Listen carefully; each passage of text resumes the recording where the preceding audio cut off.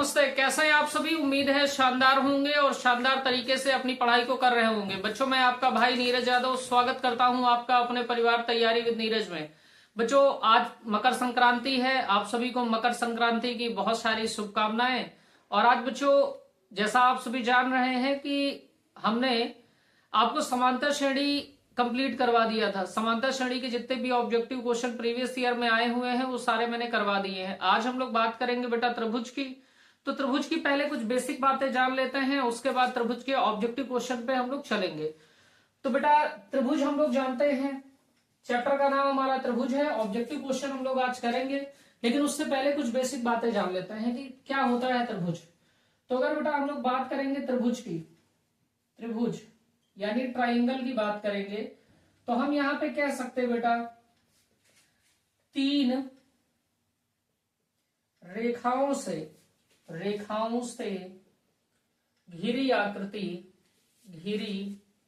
घिरी को ही बेटा बंद भी लिखा जा सकता है, घिरी बंद आकृति त्रिभुज कहलाती है।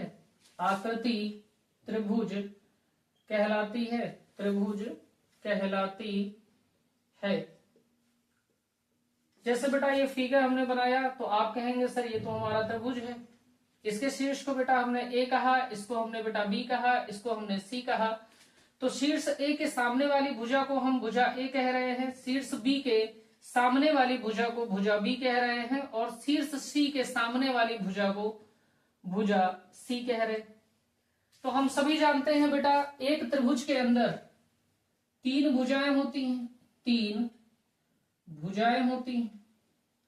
तीन भुजाएं कौन कौन सी हैं बेटा? तो आप कह सकते हैं भैया एक भुजा हमारी ये ए बी है, तो ए बी हो गया। दूसरी भुजा बेटा हमारी बी सी है, तो दूसरी भुजा बी सी हो गया। तीसरी भुजा हमारी ए सी।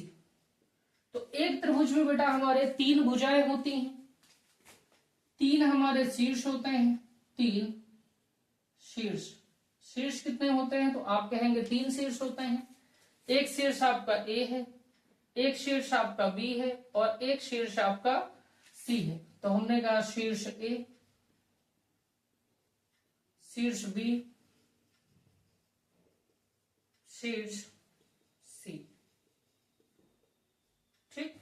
और तीन ही बेटा कोण होते हैं, तीन ही कोण होते हैं। तो आप कहेंगे तीन कोण।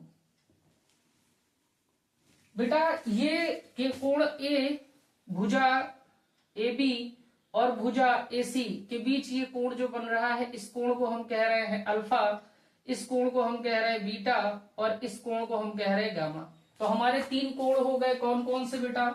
अल्फा, बीटा और गामा। और आप जानते हैं क्या बेटा? त्रिभुज के तीनों अंतः कोणों का योग, त्रिभुज के तीनों अंतः कोणों का योग, अंतः कोणों का योग, कोणों का योग। तो बेटा त्रिभुज के तीनों अंतः कोणों का योग कितना होता है? तो आप कहेंगे 180 डिग्री। एक अंतः कोण हमारा कौन सा है बेटा? अल्फा। दूसरा अंतः कोण हमारा कौन सा है? बीटा। तीसरा अंतः कोण कौन सा है? गामा। तो alpha plus beta plus gamma बराबर 180 डिग्री होता है। ठीक है, ये बहुत बेसिक बात है, इतनी बात तो सभी जानते हैं। इसमें कोई बड़ी बात नहीं है, ना ही कोई ऐसी बात है जो आपको ना पता हो। आपको पता है तीन रेखाओं से घिरी आकृति या बंद आकृति आपकी त्रिभुज कहलाती है। त्रिभुज में बेटा तीन भुजाएं होती हैं। एक भुजा ये आपकी ए बी हो गई, एक भुजा ये आपकी बी सी हो गई, एक भुजा ये आपकी ए सी हो गई। तीन शीर्ष होते हैं, शीर्ष ए, शीर्ष बी, शीर्ष सी। तीन कोण होते हैं बेटा अल्फा, बीटा और गामा। और त्रिभुज के तीनों अंतः कोणों का योग जो होता है वो 180 डिग्री होता है। ठीक बात है बेटा। देखिए बेटा त्रिभुज कभी भी आपको भुजाएं दे रखी हो, कभी भी आपको भुजाएं दे रखी हो और आपसे पूछ रहा हो बताइए कि त्रिभुज इन भुजाओं से मिलकर त्रिभुज बनेगा या नहीं बनेगा, तो आप हमेशा दो प्रॉपर्टी याद रखेंगे। पहली प्रॉपर्टी क्या याद रखेंगे आप? पहली प्रॉपर्टी आपको याद रखनी है त्रिभुज की कि दो भुजाओं का योग, दो भुजाओं का योग सदैव तीसरी भुजा से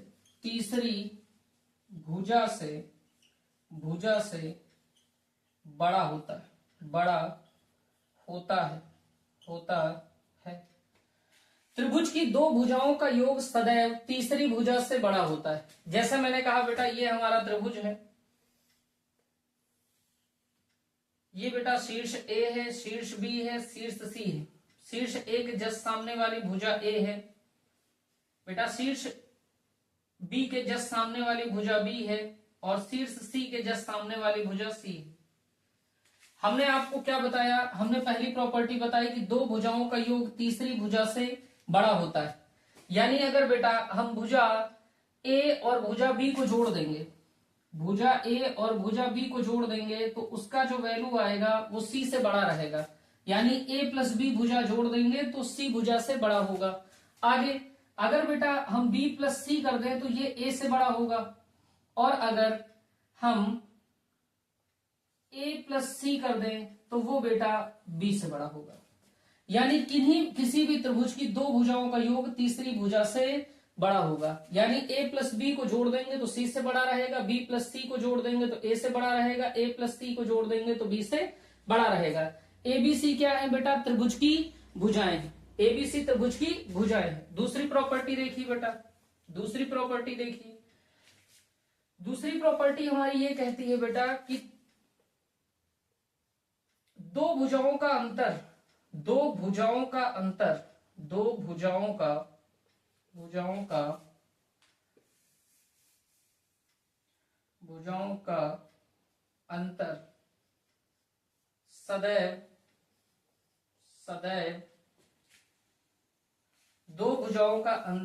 सदैव दो भुजाओं का अंतर सदैव तीसरी भुजा से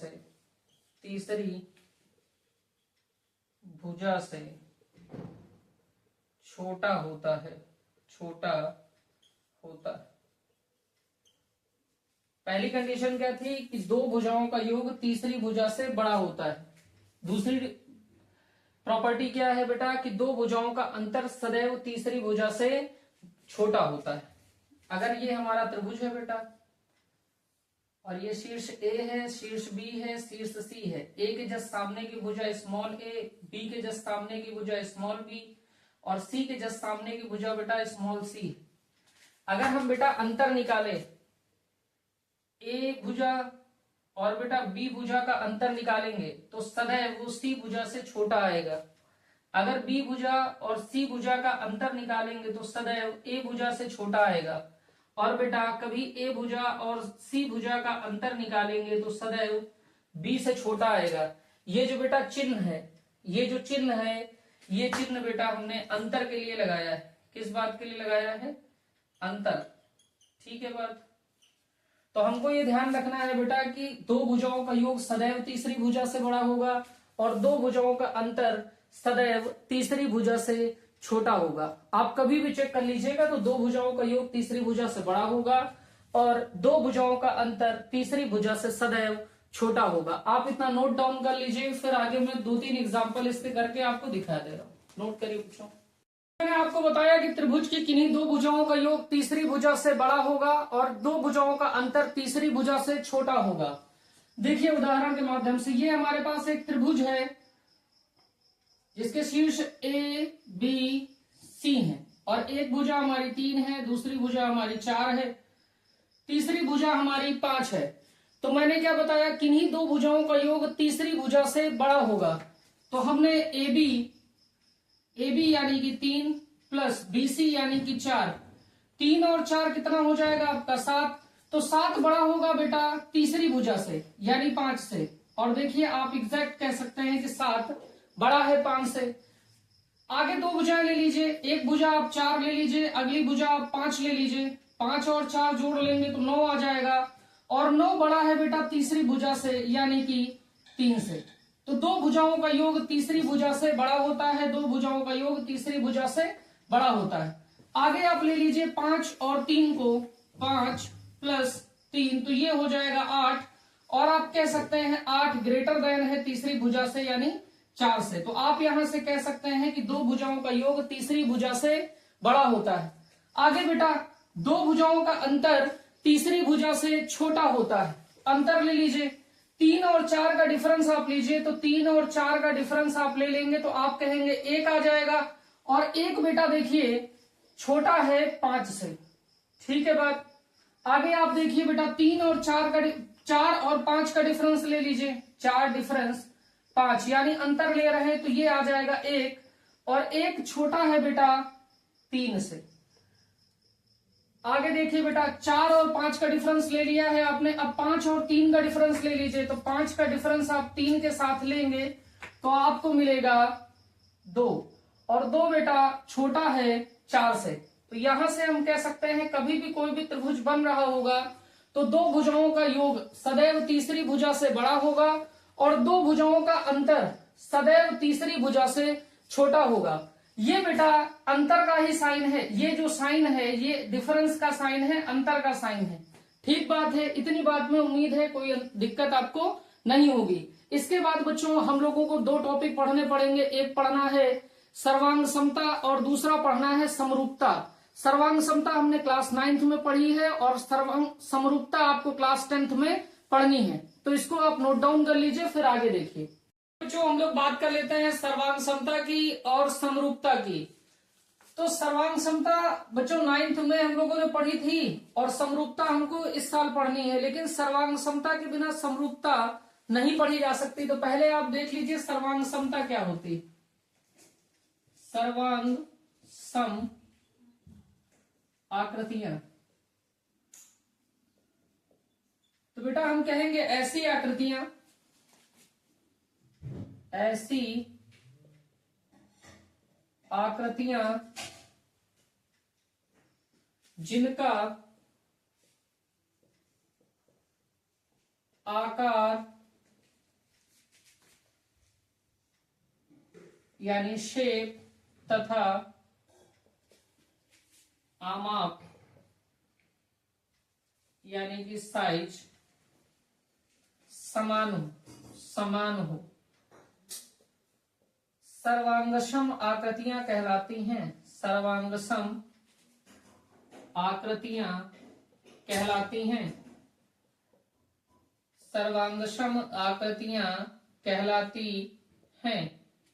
जैसे बच्चों मैं आपसे कहूं कि ये हमारे पास एक वृत्त है जिसकी त्रिज्या हमारे पास 3 सेंटीमीटर है, और एक हमारे पास ये वृत्त है इसकी त्रिज्या भी बेटा 3 सेंटीमीटर है। तो बेटा हम ये कह सकते हैं कि ये 3 सेंटीमीटर का वृत्त है, ये भी त्रिज्या 3 सेंटीमीटर का वृत्त है।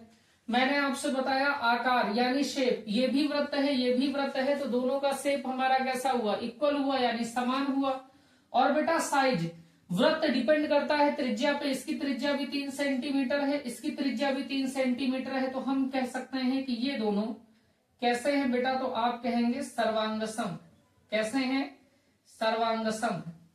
ठीक है ना बात बेटा, क्या है, सर्वांगसम। अगर मैं कहूं कि ये हमारे पास एक वर्ग है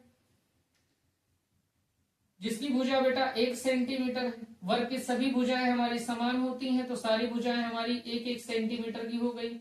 ये हमारे पास दूसरा वर्ग है, इसकी भी सभी भुजाएं 1-1 सेंटीमीटर की हैं। तो हमारा बेटा आकार कैसा है, दोनों का वर्ग का है, और माप कितनी है, तो आप कहेंगे 1 सेंटीमीटर। तो ये दोनों आकृतियां भी हमारी कैसी हो गई, तो आप कहेंगे सर्वांगसम, सर्वांगसम। ठीक है बात। अगर मैं यहीं पे बात कहूं कि ये हमारे पास एक आयत दे रखा है, इसकी बेटा लंबाई हमारे पास 3 सेंटीमीटर की है और चौड़ाई हमारे पास 1 सेंटीमीटर की है, तो लंबाई बेटा 3 सेंटीमीटर, आमने सामने की भुजाएं बराबर होती हैं, तो ये 3 सेंटीमीटर तो ये भी 3 सेंटीमीटर, ये 1 सेंटीमीटर तो ये भी 1 सेंटीमीटर। हमारे पास एक दूसरा आयत दे रखा है,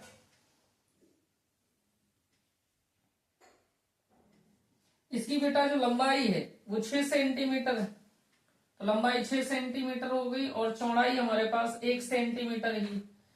तो बेटा दोनों का शेप तो आयत है, यानी कि आकार हमारा समान है, लेकिन माप हमारी समान नहीं है। तो यानी हम यहां से क्या कह सकते हैं कि सर्वांगसम नहीं, सर्वांगसम सम आकृति नहीं, आकृति नहीं।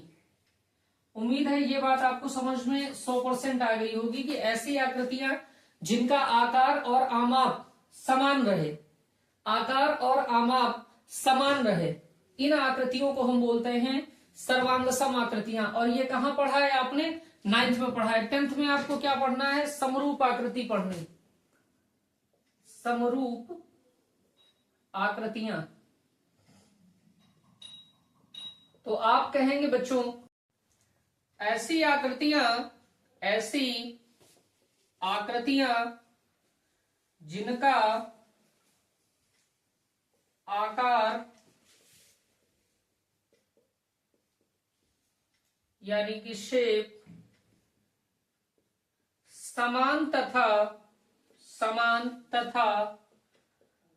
आमाप साइज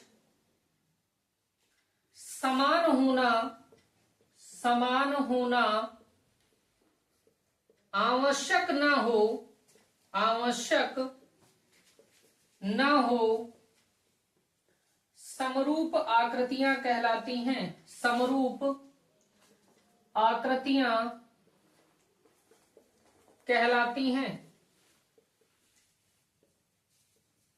कहने का क्या मतलब है बेटा? हमसे कह रहा है आकार हमारा समान होना चाहिए, आमाप हमारा समान होना आवश्यक नहीं है। यानी समान है तब भी ठीक है और समान नहीं है तब भी ठीक है। कंडीशन केवल एक है। कंडीशन क्या है समरूप होने की? कि आकार हमारा समान होना चाहिए। उदाहरण के लिए बेटा, उदाहरण के लिए जैसे मैंने ये आपका वर्ग बनाया, ये बेटा 4 सेंटीमीटर है, ये भी 4 सेंटीमीटर है, ये भी 4 सेंटीमीटर है और ये भी 4 सेंटीमीटर है। ये मैंने दूसरा वर्ग बनाया, ये बेटा 2 सेंटीमीटर है, ये 2 सेंटीमीटर है, ये 2 सेंटीमीटर है और ये भी 2 सेंटीमीटर है। तो बेटा हमारा कंडीशन क्या है समरूप होने के लिए? कि आकार समान होना चाहिए, यानी शेप हमारा एक जैसा ही होना चाहिए। तो ये भी बेटा वर्ग है, ये भी कैसा है हमारा? ये हमारा वर्ग है क्योंकि सभी भुजाएं बराबर है, और ये भी हमारा वर्ग है क्योंकि सभी भुजाएं बराबर है। तो जब हमारा शेप एक ही है, दोनों का वर्ग है, तो हमारी आकृतियां कैसी हैं? समरूप हैं। बात समझ रहे? आकृतियां हमारी कैसी हैं? समरूप हैं। अगर बेटा मैं बात करूं कि ये हमारा वृत्त है, इसकी त्रिज्या बेटा 4 सेंटीमीटर है, और ये हमारे पास एक छोटू वृत्त है, इसकी त्रिज्या हमारी 1 सेंटीमीटर है। कंडीशन समरूप होने की क्या है? कंडीशन समरूप होने की ये है बेटा आकार हमारा समान होगा, शेप हमारा समान होगा। तो शेप तो ये भी वृत्त का है, ये भी वृत्त है बेटा, और ये भी हमारा वृत्त है। तो शेप दोनों के क्या है? तो आप कहेंगे भैया जी शेप दोनों के सेम है, यानी आकार दोनों के समान है। तो आकार इसका भी वृत्त है, आकार इसका भी वृत्त है। आमाप इसकी अलग है, इसकी अलग है, लेकिन हमसे कह रहा आमाप समान होना आवश्यक नहीं है। तो आकार तो एक जैसा है, और कंडीशन समरूप होने की क्या है? कि आकार हमारा एक जैसा होना चाहिए। तो ये भी समरूप है। बात मेरी समझ रहे हैं? जैसे हम लोग आगे एक उदाहरण की बात करें कि ये हमारा वृत्त है 1 सेंटीमीटर त्रिज्या का, और ये हमारे पास एक वर्ग है, इसकी भी भुजाएं 1-1 सेंटीमीटर है। यहां पे बेटा देखिए, यहां पे हम कह सकते हैं ये वर्ग है, ये वृत्त है और ये वर्ग है। तो बेटा इसका और इसका हमारा जो आकार है वो समान नहीं है। ये वृत्त के आकार का है, ये वर्ग के आकार का है, तो ये समरूप नहीं। तो अगर बेटा आकार और आमाप दोनों समान हैं, तो हमारी आकृतियां कैसी होंगी? तो आप कहेंगे सर्वांगसम होंगी। और बेटा आकार हमारा समान है लेकिन आमाप समान होना आवश्यक नहीं है, तो हमारी आकृति कैसी होगी? तो आप कहेंगे तो हमारी आकृति होगी समरूप। ठीक है बात? मैं कुछ चीजें मिटा रहा हूं, इसको आप नोट डाउन करिए। नोट कर लिया होगा। कुछ बातें मैं लिखूंगा यहीं पर, कुछ चीजें हटा रहा हूं, इसको हटा रहा हूं, देखिएगा बहुत ध्यान से। और नोट पॉइंट यहां पे लिखिएगा, क्योंकि यही चीजें हैं पेपर में पूछी जाती हैं। 1 नंबर का प्रश्न यहां से आपसे बनता ही बनता है और सदैव बनता है। ठीक है, देखिए आपको नोट पॉइंट लिखना है इसी के जस्ट नीचे। नोट क्या लिखेंगे नोट में?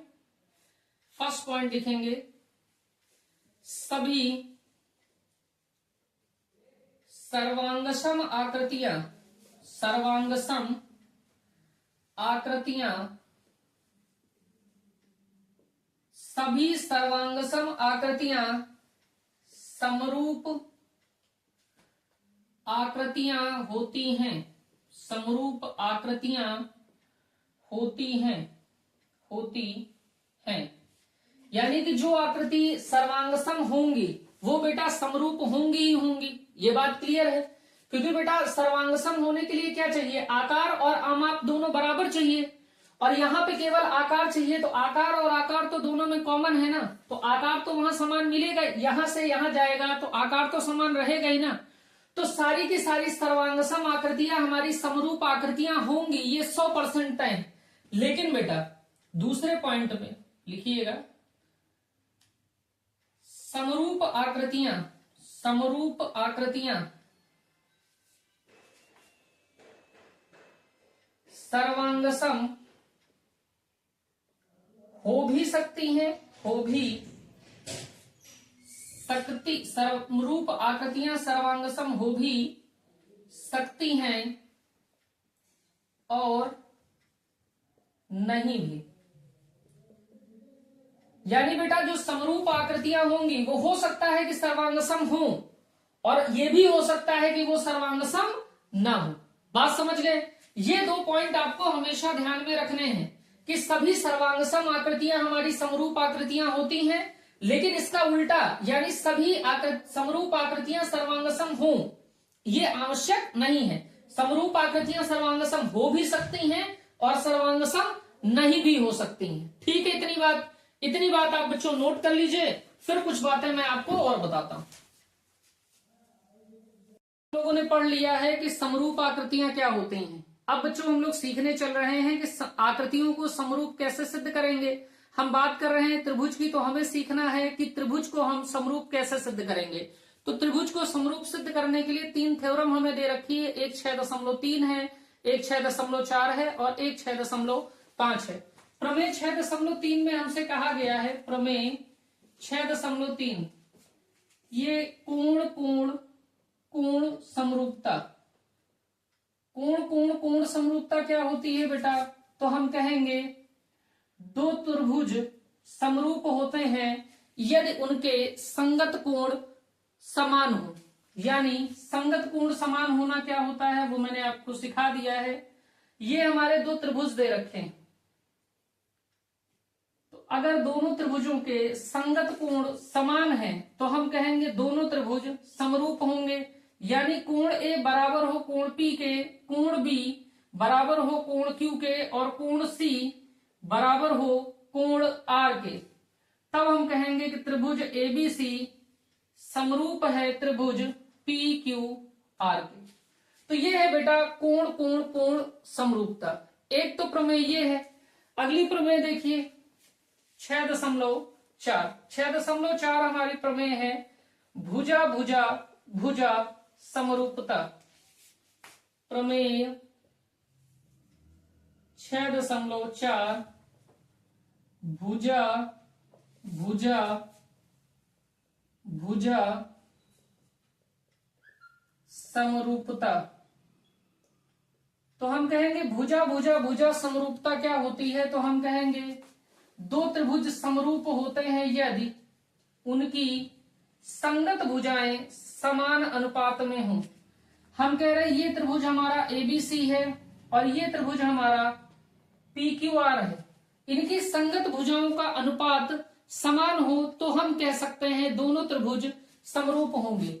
यानी AB बटे PQ बराबर हो बेटा BC बटे QR बराबर हो बेटा AC बटे PR।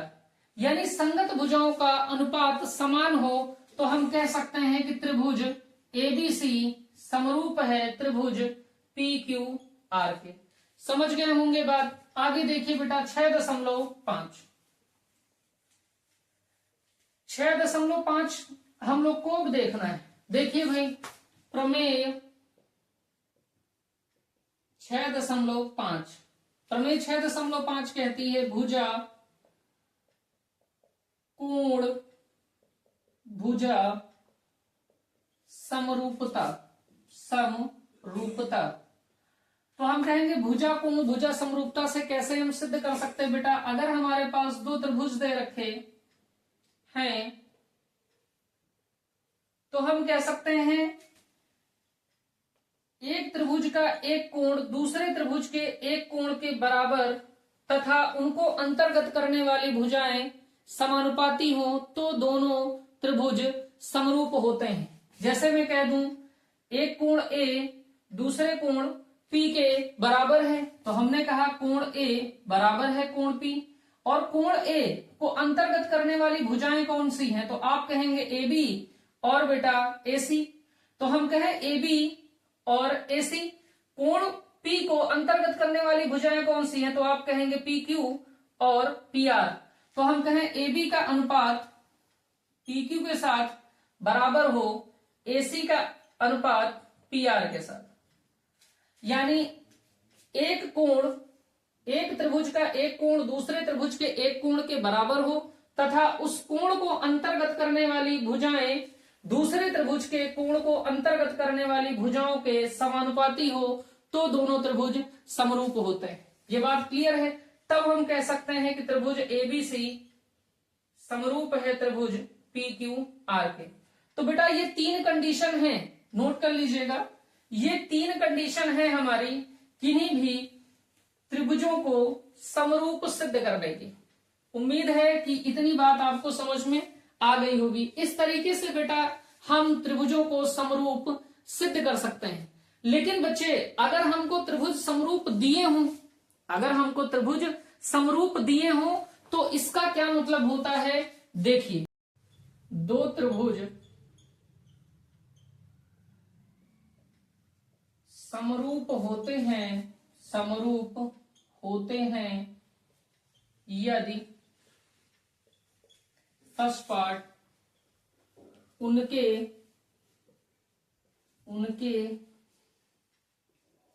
संगत कोण बराबर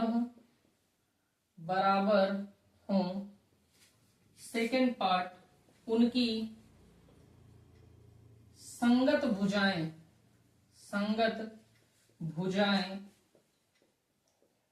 समानुपाती हो। समानुपाती का मतलब बेटा समान अनुपात में हो, समान अनुपात में हो। तो हम कह सकते हैं बेटा दो त्रिभुज हमारे समरूप होंगे, तब समरूप होंगे जब उनके संगत कोण बराबर हों, उनकी संगत भुजाएं समानुपाती हों। जैसे बेटा ये हमारे पास एक त्रिभुज है, इसका नाम ABC, और ये हमारा एक त्रिभुज है PQR। अगर हमको ये दे रखा है कि त्रिभुज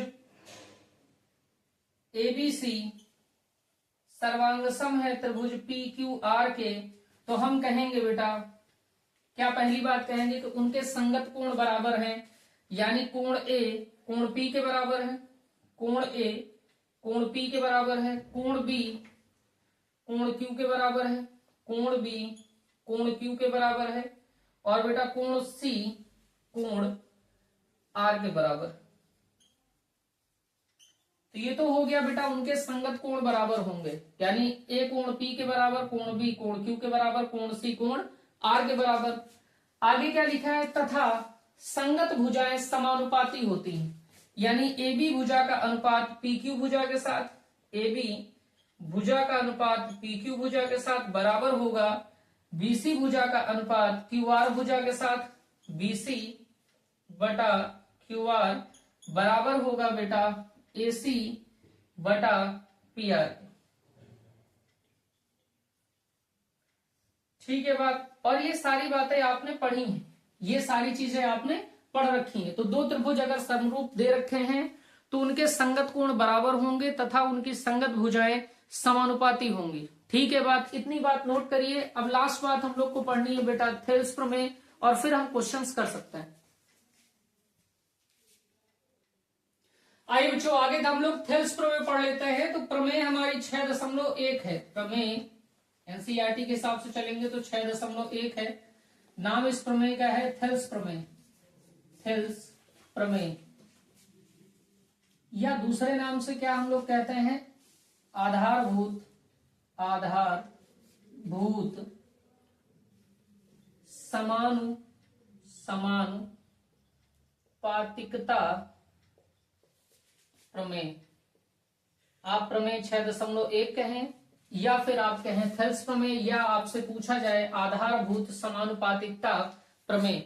और आपको बता दूं ये मोस्ट इंपॉर्टेंट थ्योरम है। इस थ्योरम से क्वेश्चंस भी आते हैं और ये थ्योरम प्रूफ करने के लिए भी ये आती है। कथन हम लोग को यहाँ देखना है, थ्योरम क्या कहती है वो देखना है। तो थ्योरम कहती है यदि त्रिभुज की एक भुजा के समांतर अन्य दो भुजाओं को भिन्न भिन्न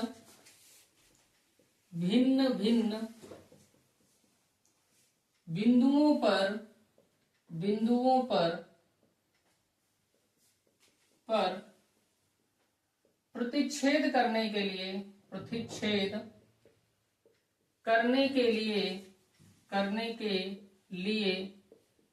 एक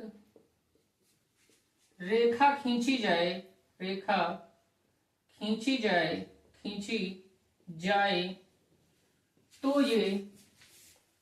तो ये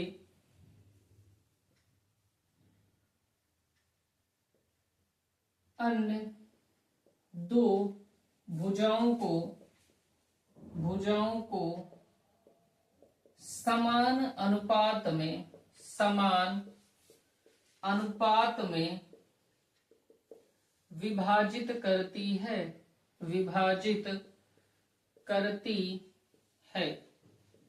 तो ये बेटा हमारा थेल्स प्रमेय का कथन है। क्या कथन है?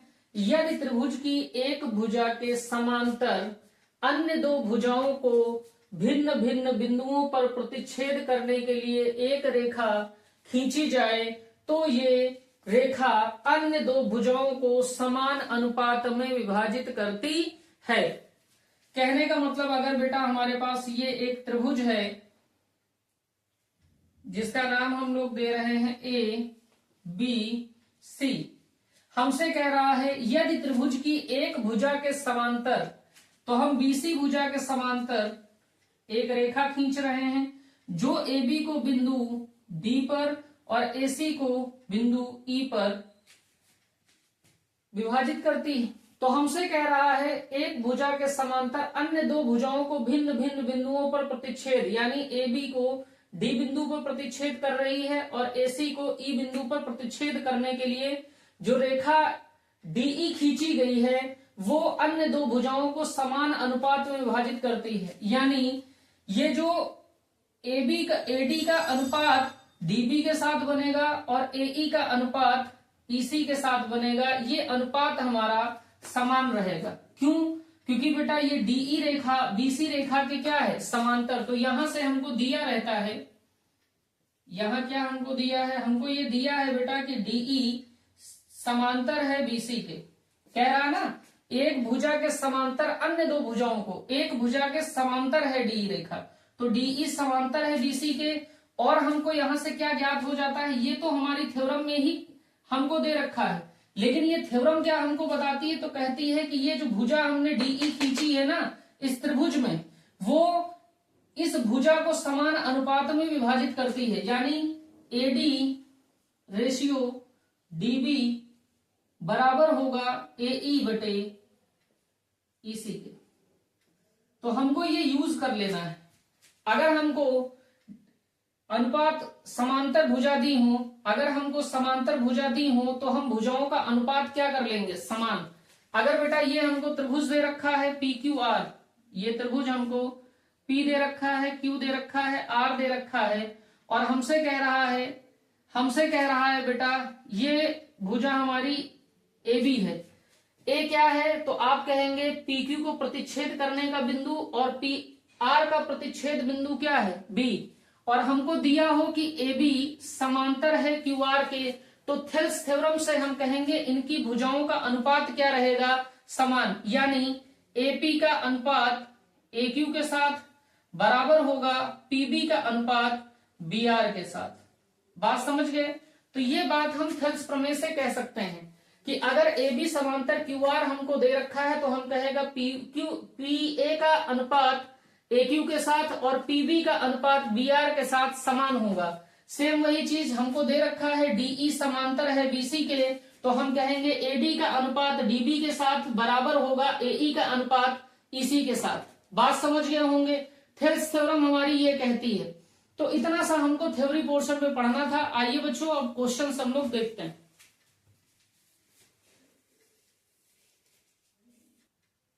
आइए बच्चों क्वेश्चन नंबर 1 देख लेते हैं। क्वेश्चन नंबर 1 हमारा कह रहा है दो आकृतियां जिनके आकार समान परंतु आमाप समान न हो कहलाती हैं। हमसे क्या कह रहा आकार समान है, आकार समान है परंतु आमाप समान नहीं, क्या कहलाते हैं? तो मैंने अभी आपको बताया जब आकार आपका समान हो और आमाप आपका समान हो तो वो आकृतियां आपकी कहलाती हैं सर्वांगसम आकृतियां। यहां हमसे कह रहा आकार समान है परंतु आमाप समान नहीं है। जब आकार आपका समान है और आमाप समान नहीं है तो वो आकृतियां आपकी कहलाती हैं बच्चे समरूप आकृतियां। तो ऑप्शन आपका सी करेक्ट हो गया। और मेरे भाई एक चीज देखिए, ये बहुत छोटी छोटी बातें हैं और 2023 में ये प्रश्न भी आपसे पूछा गया है। तो जो भी चीज आपको बताई जा रही वो 100% प्रूवन है कि पेपर आपका यहीं से बनेगा ही बनेगा, क्योंकि सिलेबस ही बच्चे आपका यही है। तो जो सिलेबस है, सिलेबस से बाहर कभी आपसे ना पूछा गया है और ना ही आपसे पूछा जाएगा। बस आपको छोटी छोटी चीजें भी पढ़ते चलना है और बड़ी बड़ी चीजें भी पढ़ते चलना है। हमारा प्रश्न दूसरा है बेटा, क्या कह रहा है? दूसरा प्रश्न कह रहा दो त्रिभुज एक दूसरे के समरूप होंगे। अभी मैंने समरूप होने की आपको कंडीशन बताई कि एक त्रिभुज दूसरे त्रिभुज के समरूप कब होगा। तो बेटा समरूप होने की कंडीशन क्या बताई है? समरूप, पहली कंडीशन है बेटा इनके संगत कोण बराबर बराबर तथा संगत भुजाएं समानुपाती होंगी। अगर बेटा दो त्रिभुज हमारे समरूप हैं तो इनके संगत कोण बराबर होंगे और संगत भुजाएं समानुपाती होंगी। उदाहरण के लिए जैसे हमें ये दे रखा है बेटा ABC, कोण A हमारा 60 डिग्री है, कोण B हमारा 40 डिग्री है। 60 और 40 मिलके बेटा हो गया 100 डिग्री। तो कोण C हमारा कितना होगा? 80 डिग्री। ठीक है। दूसरा त्रिभुज हमारे पास दे रखा है PQR।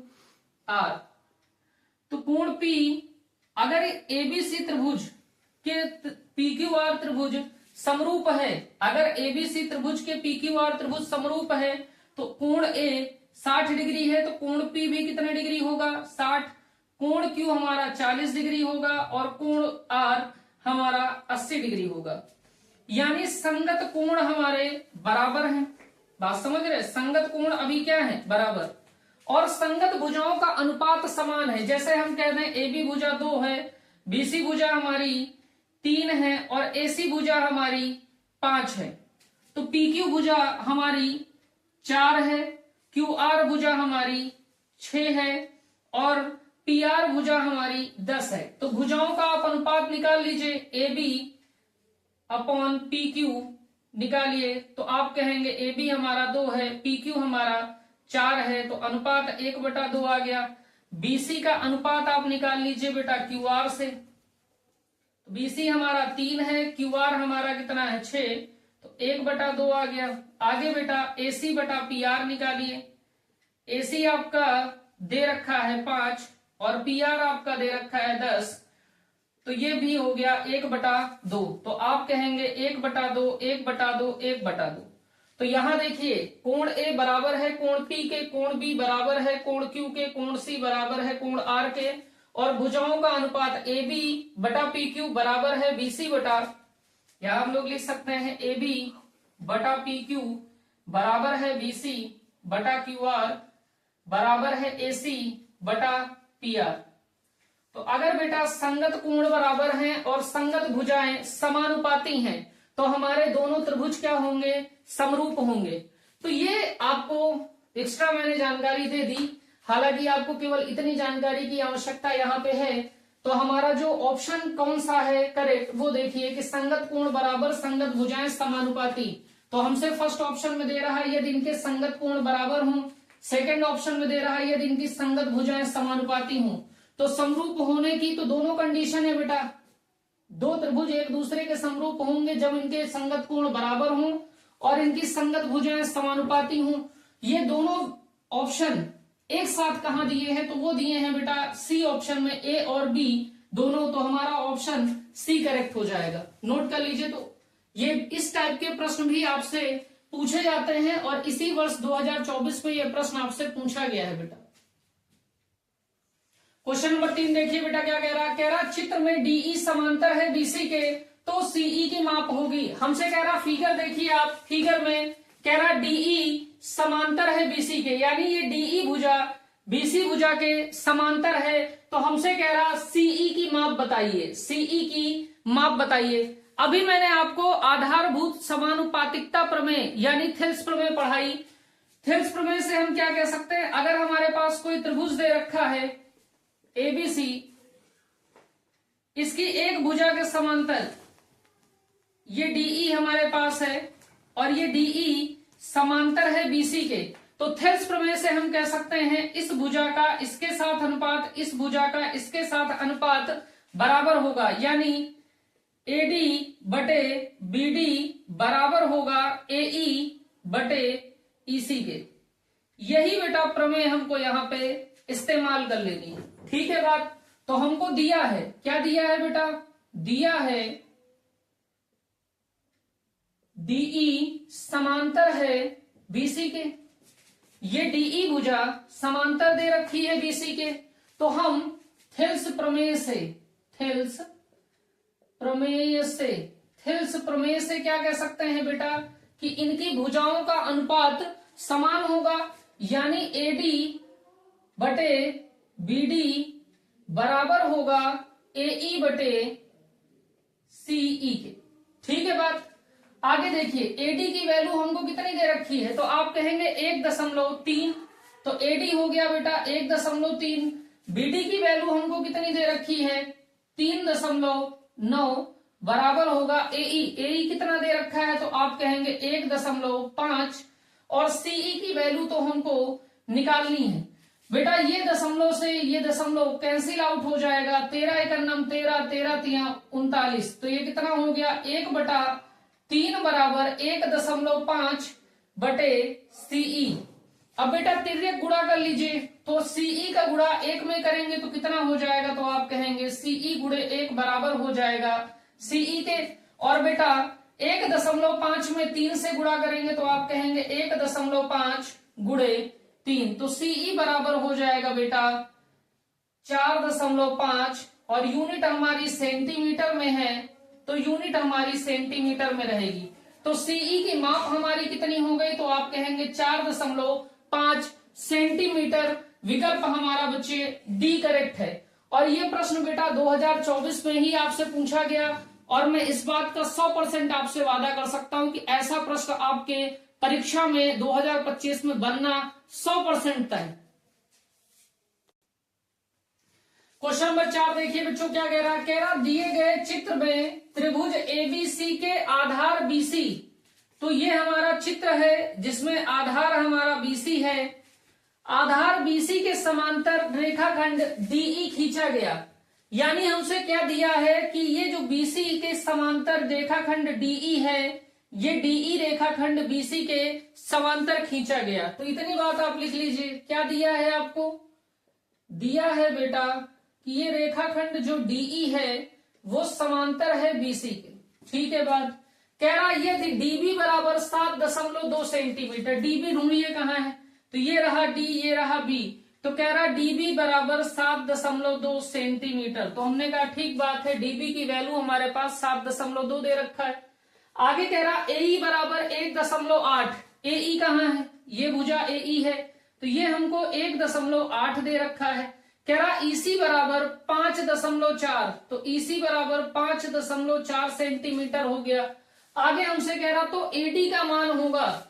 हमको बेटा ये एडी का मान निकालना है, यानी क्या निकाल के दिखाना है हमको? एडी की वैल्यू निकाल के दिखानी है। ठीक है बात। अब बेटा अभी थेल्स प्रमेय हम लोगों ने पढ़ी, हमने देखा अगर ये भुजा इस भुजा के समांतर है तो अन्य दो भुजाएं हमारी समान अनुपात में हो जाएंगी। तो हम थेल्स प्रमेय से कह सकते हैं कि डीई समांतर है बीसी के, तो एडी का अनुपात डीबी के साथ बराबर होगा एई का अनुपात ईसी के साथ। ठीक है बात। तो हमने कहा दिया है हमको डीई पैरेलल है बीसी के, यानी डीई समांतर है बीसी के, तब थेल्स प्रमेय से, तब थेल्स प्रमेय से क्या कह सकते हैं हम? एडी बटे डीबी बराबर एई बटे ईसी। एडी की वैल्यू हमको निकालनी है, तो एडी को एडी रहने दीजिए। डीबी की वैल्यू हमारे पास 7.2 है बराबर एई।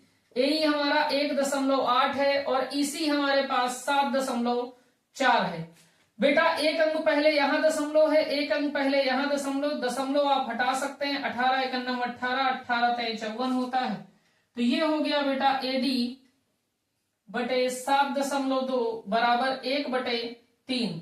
तिर्यक गुणा कर लीजिए, तो 3 का एडी में गुणा कर देंगे तो 3 एडी बराबर 1 का 7.2 में गुणा कर देंगे तो 7.2, तो एडी बराबर हो जाएगा 7.2/3। आप काट लीजिए बेटा, 3 एक 3 हो गया, 3 दूनी 6 और दशमलव एक अंक पहले लगा लीजिए, ये 12 हो गया, 3 चौके 12। तो एडी की जो वैल्यू आ गई वो बेटा आ गई 2.4 सेंटीमीटर। तो हमारे पास जो एडी है वो 2.4 सेंटीमीटर है। विकल्प हमारा बेटा सी करेक्ट है। नोट करिए। क्वेश्चन नंबर 5 देखिए बच्चों। क्वेश्चन नंबर 5 आपका कह रहा एक समबाहु त्रिभुज एबीसी की भुजाएं 2a है, प्रत्येक शीर्षलंब की लंबाई होगी। सबसे पहले आप देख लीजिए कि समबाहु त्रिभुज क्या होता है। तो ऐसा त्रिभुज जिसकी प्रत्येक भुजा समान हो, यानी अगर ये त्रिभुज हमारा समबाहु त्रिभुज है, ये शीर्ष ए है, बी है, सी है, तो ये तीन भुजाएं ए बी, बी सी और सी ए, ये तीनों भुजाएं हमारी समान होंगी। अगर इसकी लंबाई ए है तो ये भी ए होगा, ये भी ए होगा। तो ऐसा त्रिभुज जिसकी सभी भुजाएं समान होंगी उस त्रिभुज को हम कहेंगे समबाहु त्रिभुज। आगे हमसे कह रहा प्रत्येक शीर्षलंब। शीर्षलंब क्या होता है बेटा? शीर्ष से सम्मुख भुजा पर डाला गया लंब। जैसे ये ए शीर्ष है, शीर्ष से सम्मुख भुजा पर लंब डाल देंगे तो ये जो बेटा एडी हमने खींचा है ये शीर्ष लंब है। बी से हमने यहां लंब खींच दिया तो ये जो खींचा है हमने ये शीर्ष लंब है। सी शीर्ष से हमने ये भुजा लंब खींच दिया तो ये हमारा जो है ये शीर्ष लंब है। तो शीर्ष से सम्मुख भुजा पर डाला गया लंब शीर्ष लंब होगा। इसी शीर्ष लंब को हम ऊंचाई भी कहते हैं और हाइट कहते हैं इंग्लिश में, और शीर्ष लंब को इंग्लिश में बेटा एल्टीट्यूड कहते हैं। ठीक है बात। तो आप टर्म समझ गए होंगे कि शीर्ष लंब क्या है। तो शीर्ष से सम्मुख भुजा पर डाला गया लंब शीर्ष लंब आपका होता है। ठीक है, हमको इस शीर्ष लंब की लंबाई बतानी। ठीक है बात ना। हमसे कह रहा हमारे को दिया क्या है, हमारे को एक समबाहु त्रिभुज दे रखा है जिसकी भुजा 2a है। तो हमने कहा ये हमारे पास बेटा एक समबाहु त्रिभुज है, एबीसी नाम दे दिया है इसका। और हमको कह रहा भुजा हमारी 2a है, यानी BC हमारा 2a है, AC भी हमारा 2a है और AB भी हमारा 2a है। इतनी बात में कहीं किसी को कोई दिक्कत नहीं होगी।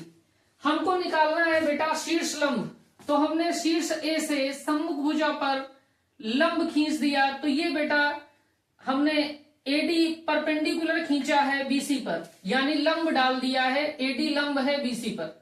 तो ये जब लंब खींचे हो बेटा तो ये 90 डिग्री के कोण के साथ आएगा। हमको निकालना क्या है, इस AD का मान निकालना है। AD क्या है, तो आप कहेंगे AD हमारे इस त्रिभुज की ऊंचाई है। ठीक है बात, क्या निकालना है बेटा, AD निकालना है। अगर बेटा मैं आपसे सिर्फ इतनी बात करूं इस त्रिभुज की, इस वाले त्रिभुज की बात करूं, किस त्रिभुज की बेटा, इस त्रिभुज की, ADB, तो आप कहेंगे भैया ये जो त्रिभुज है इसमें कोण D आपका 90 डिग्री है, तो बेसिकली ये त्रिभुज हमारा कैसा बन रहा है, समकोण त्रिभुज बन रहा है। इस सवाल को बेटा मैं त्रिकोणमिति के हेल्प से करा रहा हूं, माध्यिका से नहीं करा रहा हूं, तो त्रिकोणमिति से देखिए। अब बेटा आप कहेंगे ये हमारा समकोण त्रिभुज बन रहा है, इतनी बात में कहीं कोई प्रॉब्लम नहीं। AB भुजा हमारी कितनी है, तो आप कहेंगे 2a है। ठीक है, अब हमको ये कोण चाहिए। आप जानते हैं बेटा समबाहु त्रिभुज का प्रत्येक कोण 60 डिग्री का होता है, तो ये भी कोण कितने डिग्री का होगा, 60। ये भी कोण कितने डिग्री का होगा, 60। ये भी कोण कितने डिग्री का होगा, 60। तो कोण भी हमारे कितने डिग्री का होगा, 60। ठीक है बात, 90 डिग्री यहां पे है, कोण यहां पे है, तो ये BD भुजा हमारे लिए काहे का काम करेगी, तो आप कहेंगे भैया आधार का। AD हमारा काहे का काम करेगा, तो आप कहेंगे भैया लंब का। और 90 डिग्री के जस्ट सामने भुजा कर्ण होती है, कर्ण हमारा AB है। तो हम यहां पे अगर साइन थीटा का फार्मूला लगा दें तो साइन थीटा हमारा होता है, साइन थीटा बराबर लंब बटे कर्ण। तो थीटा की वैल्यू कितनी है, तो आप कहेंगे थीटा की वैल्यू 60 डिग्री है। लंब हमारा निकालना है, यानी AD हमको निकालना ही है। कर्ण हमारा कितना है, कर्ण हमारा कितना है, तो आप कहेंगे कर्ण हमारा AB है। साइन 60 की वैल्यू बच्चों होती है √3/2। AD निकालना ही है, AB की वैल्यू हमको दिया है 2a। ठीक है बात, तिर्यक गुणा कर लीजिए, तो √3 में गुणा करना है 2a से, तो ये हो जाएगा 2√3a बराबर 2AD। ठीक है बात, 2 से बेटा 2 कैंसिल आउट हो गया, तो AD हमारा आ गया √3a। तो हमारे पास जो भुजा आ गई AD, यानी जो शीर्षलंब हमारा AD है उसकी लंबाई कितनी आ गई, तो आप कहेंगे हमारा √3a आ गया, यानी a√3 कहिए या √3a कहिए, दोनों का बात एक ही है। और ये बेटा बहुत इंपॉर्टेंट प्रश्न है, हर साल आपसे पूछा जाता है। कभी यहाँ पे समबाहु त्रिभुज की भुजा आपकी a कर देता है, कभी भुजा 2a कर देता है, कभी भुजा 4a कर देता है।